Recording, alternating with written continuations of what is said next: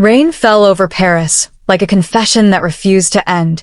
The streets glistened beneath the dim orange lamps, puddles swallowing the reflections of passing cars. Somewhere near the Latin Quarter, a man walked alone, his dark coat dripping, his breath forming ghosts in the cold night. His name was Dante Lucero, T.O. the world. He was a dead man, the head of the Lucero syndicate, lost in a car explosion 6 years ago on the outskirts of Marseille. But Dante hadn't died that night. He'd simply chosen to disappear. He had built his empire from fear, his name from silence, and his legend from blood. Yet all of it had come with a price he couldn't bear anymore.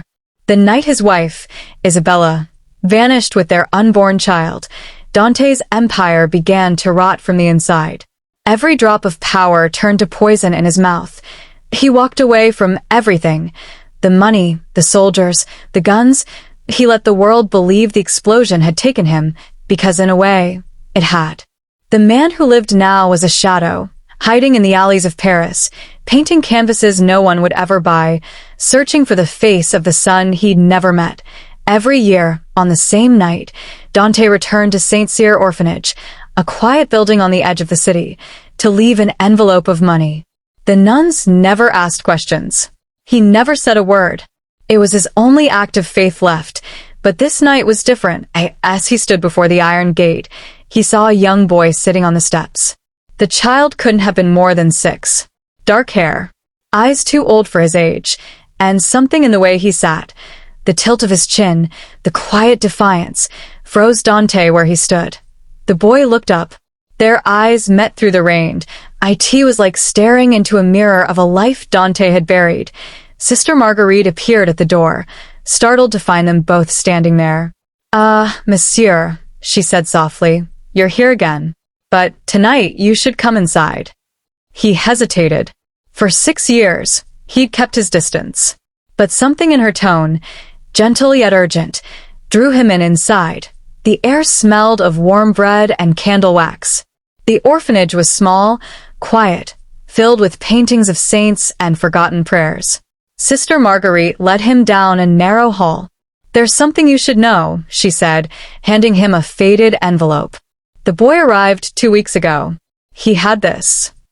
Dante unfolded the paper. A single photograph fell into his hand. A woman with soft eyes, holding a newborn baby wrapped in a white blanket his breath caught. Isabella. The letter inside was written in her handwriting, the same graceful script that once left love notes in his jacket pocket. If you're reading this, Dante, it means I couldn't keep him safe anymore. They found me. Please protect him. His name is Emile. He's your son. The world tilted. The room disappeared. For 6 years, Dante had buried her memory beneath guilt and whiskey. Now she returned, not as a ghost, but as a plea. He looked toward the hall where the boy waited, small hands gripping the rail, eyes watching him quietly. The truth hit like a knife. He had a son. That night, Dante couldn't sleep. He sat by the orphanage window, watching rain blur the city lights. The boy slept in a small bed across the room, his breathing steady, innocent. Dante wanted to reach out, to tell him who he was. But why did a ghost have to call himself a father? He'd spent his life trading souls for power, and now, when it mattered most, he had nothing left to give. As dawn broke, Sister Marguerite brought him a cup of coffee and said quietly, "The police will come soon. They're looking for him. The people who left him here, they weren't kind." Dante's jaw tightened. "Who?"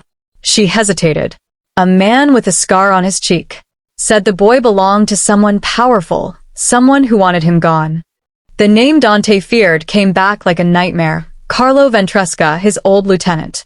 The man who had betrayed him 6 years ago. That was it. Carlo had found Isabella, killed her, and now wanted the boy erased. Dante rose from the chair, his voice low and steady. No one touches him again. And for the first time in years, the beast he'd buried inside began to breathe again. That was the night Dante Lucero came back from the dead, not for revenge, not for empire, but for his son. He left the orphanage with Emile in his arms, disappearing into the fog-covered streets of Paris. The city that once swallowed him now became his battlefield again. He didn't know how long he could keep them both alive, but one thing was certain. The man who once ruled by fear would now fight by love. Even if it killed him, Paris hid its sins in beauty. The city could make even the broken look holy beneath its light. Dante Lucero walked its narrow streets before dawn, his coat pulled high against the cold, the boy's small hand tucked firmly in his. The rain had stopped, but puddles still shimmered under the street lamps, like mirrors remembering the night. Emile said nothing. His eyes followed everything, the soft sound of shoes on stone, the smell of roasted coffee drifting from early cafes, the way his father's shadow stretched beside him. Dante didn't tell him who he was, not yet. He didn't know how. He found a small apartment near the Seine, under the false name René Marceau.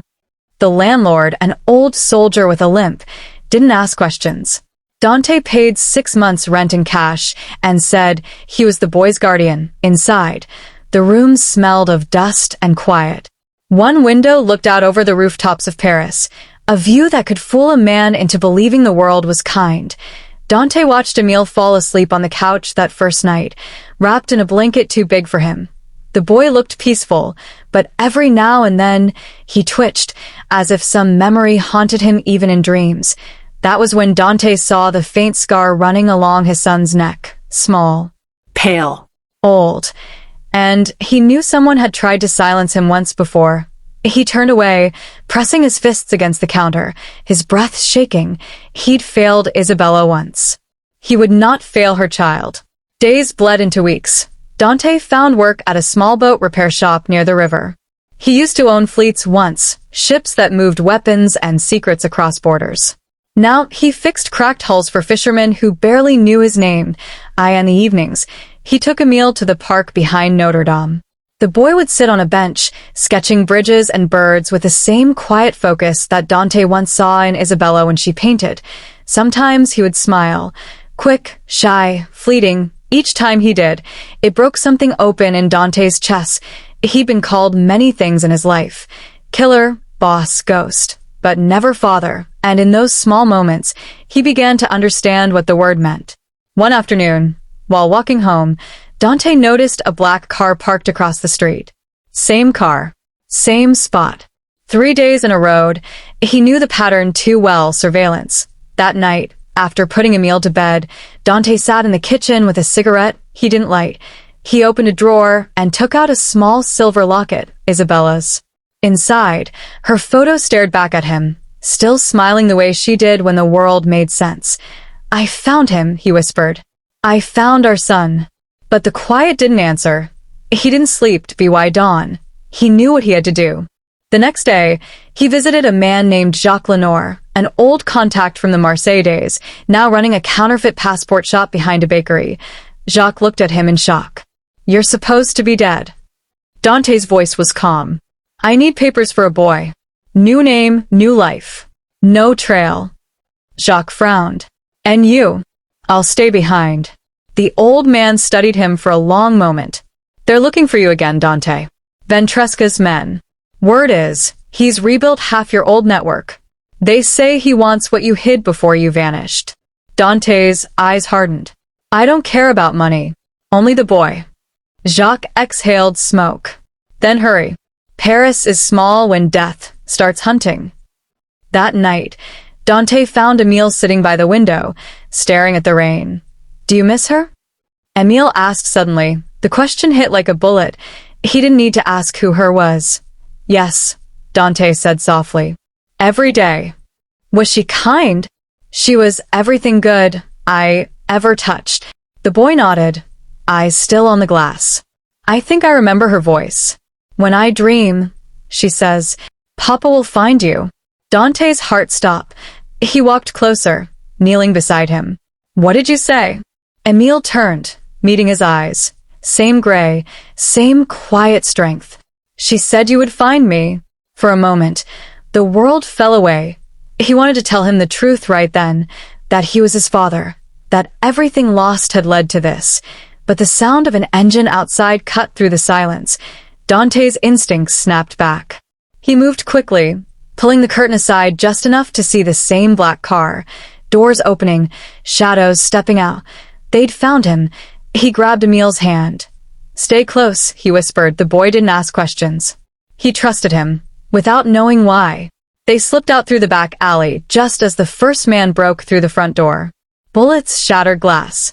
The sound was too loud, too close. Dante led Emile through rain-slicked streets, down narrow lanes only old criminals remembered. His pulse stayed steady. Years of survival burned into muscle memory. They reached the river. Dante knew he couldn't outrun them forever.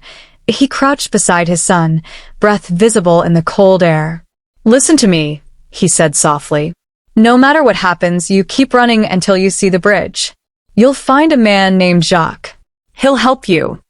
The boy shook his head, eyes wide. Come with me. Dante touched his cheek. I will. Just trust me. Then the first shot rang out, echoing against the stone. Dante turned, pulling the gun he swore he'd never touch again.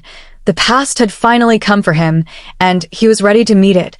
The night bled into chaos. Paris, beautiful, merciless Paris, watched in silence as the hunted ran through her veins. Dante Lucero moved like a shadow, his body trained by a life of violence, his heart driven by something far more dangerous, love. Behind him, gunfire cracked the air. Bullets hit the walls, sending splinters into the cold rain. He turned at the corner, his breath misting, and fired twice. Quick, precise. 2 men fell. The third kept coming. He grabbed Emile's hand again. Run. The boy's small feet splashed through puddles, his face pale but determined. He didn't cry. Dante felt a flicker of pride. Even in fear, his son carried his mother's strength. They cut through Rue St. Paul, the cobblestones slick and glowing beneath the streetlights. Somewhere behind them, sirens began to wail. The city's response to violence was always late, but tonight, even the law couldn't stop what was coming. They reached the bridge, Pont Marie. The river below was black and restless, carrying the lights of Paris like floating ghosts. Jacques Lenoir was waiting, coat soaked, cigarette trembling in his lips. Mon Dieu, Dante, he muttered. You brought them straight to me. No time, Dante barked. The boy. Jacques looked at Emile, eyes softening. He's hers, isn't he? Dante nodded once. You have the papers? Jacques handed him a small brown envelope. New name. New life. South of France. Quiet town. Nobody will find him. Dante crouched before his son, rain dripping from his hair. Listen to me, Emile, he said gently. You're going on a trip. Jacques will take care of you, for a little while. Emile's brow furrowed. Why can't you come? Dante swallowed hard. His throat ached with words he couldn't say. Because I have to stop bad men from following you. Tears welled in the boy's eyes. But you promised. I did, Dante whispered. And I will keep that promise, even if I can't be there. He pulled out the silver locket, Isabella's, and placed it around the boy's neck. This belonged to your mother.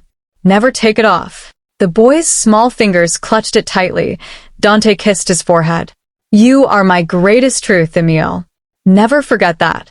The boy froze. You're my father, aren't you? Dante's chest cracked open. He nodded once. Yes.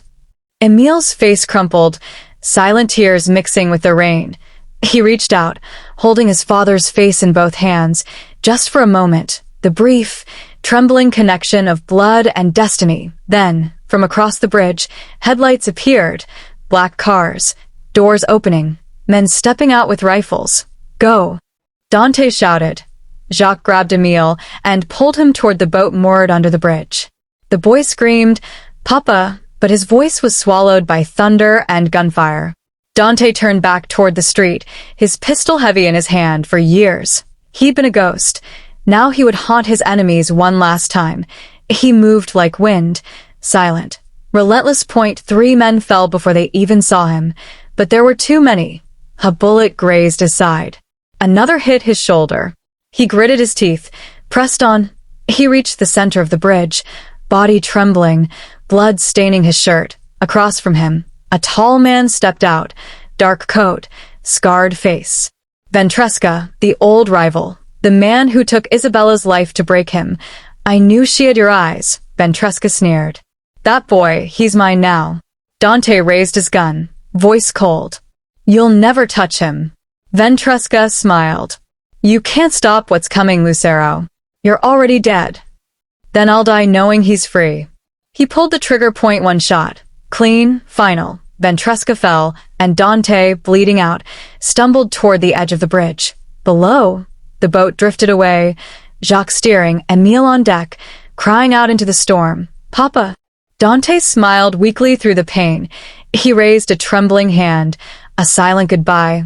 Before the strength left his legs, he fell to his knees, the city lights reflecting in his fading eyes. For a moment, he could almost see Isabella, standing in the rain, her smile soft, her hand outstretched. You kept your promise. Her voice seemed to whisper. Dante closed his eyes. Paris wept, and the Seine carried away its secret. By dawn, the bridge was empty. Only the locket's faint reflection shimmered on the water's surface, a reminder that love, even when lost, could still save something pure. 15 years later, Paris had changed, but the ghosts never left. The cafes were louder, the streets brighter, yet beneath the city's hum still lingered whispers of blood and rain. A young man walked through Rue St. Paul, his coat drawn tight against the evening chill. He moved with quiet grace, the same deliberate calm that once defined Dante Lucero. His name was Emile Rousseau, though that was not the name he was born with. He stopped at the bridge, Pont Marie, the place where his father's story ended, and his began, in his hand. He held the locket, silver, weathered, engraved with faint initials. Inside was a photo, faded at the edges, his mother, Isabella, smiling. Beside a man whose eyes mirrored his own, his father, the man he never got to say goodbye to. Jacques Lenoir had raised him well, taught him languages, history, and how to disappear, but no lesson had prepared him for this. Returning to the city that had stolen his family, he leaned on the bridge's cold railing, staring into the Seine. You kept him safe, Jacques had told him once, before passing away, but he kept the world safe from what he was. Emile had never understood that until now, because in his research, through old newspapers, hidden police reports, and whispers from men who still feared the Lucero name, he had learned who his father truly was. Not just a businessman, not just a fugitive, but a man who once ruled an empire built on silence, and destroyed it for love. A soft voice broke his thoughts. Beautiful night, isn't it? Emile turned. A woman stood beside him, dark hair tucked beneath a scarf, eyes sharp but kind. Depends what you're looking for, he said quietly. She smiled. Some look for peace. Others look for ghosts. Emile studied her. And you? I look for stories, she said. Ones that Paris tries to forget. She was a journalist. He could tell, the way she looked at him, not like a stranger, but like someone reading between the lines of his silence. He hesitated, then asked softly, Do you believe some people are born into sins they didn't commit? Her expression softened. Maybe. But some choose to end the cycle. That's what makes them different. He nodded, his gaze falling to the river again. I never met my father, he said. But sometimes, when it rains, I feel like he's still here, watching. The woman smiled faintly. Then maybe he's proud. That night, Emile walked the streets until dawn. Past the same cafes his father once visited, past the alleys that still carried the scent of smoke and gunpowder. He stopped at a small church, Saint Gervais. Inside, the candles flickered like fragile souls. He placed the locket on the altar, whispering, Thank you for choosing love, even when it cost everything. He turned to leave, but an old priest approached. You are Lucero's boy, the priest said softly, his accent heavy. Emile froze. You knew him? The priest nodded. He came here once. He asked for forgiveness. Not for what he did, but for what he had to do. I told him God forgives love that protects the innocent. The priest pressed something into Emile's hand, a folded piece of paper, yellowed with age. On it were his father's final words, written in shaky ink. If my son ever finds this, tell him I became a better man because of him. Tell him the blood on my hands could never wash away what love gave me, a reason to stop fighting, and if he must inherit anything, let it be peace. Emile stood there for a long time, tears silent but unstoppable. For the first time, he didn't feel like a child abandoned by fate. He felt like the ending of a story that had cost his father everything. Outside, the sun began to rise over Paris. The Seine shimmered gold, gentle and endless. He walked back to the bridge one last time, the letter still in his pocket. He unfolded it, read the words again, and whispered, "You did it, Papa. You ended it." Then he dropped the letter into the river, watching it float away, carrying his father's final truth into the heart of the city that had taken so much but could never take love. Years later, Emile became a writer, one whose stories spoke of redemption, of men who traded power for peace, and of sons who learned to forgive their fathers. And sometimes, when the rain fell over Paris, he would look out the window, hand on a locket around his neck, and smile. Because some legacies are not built in blood, they're built in love that refused to die.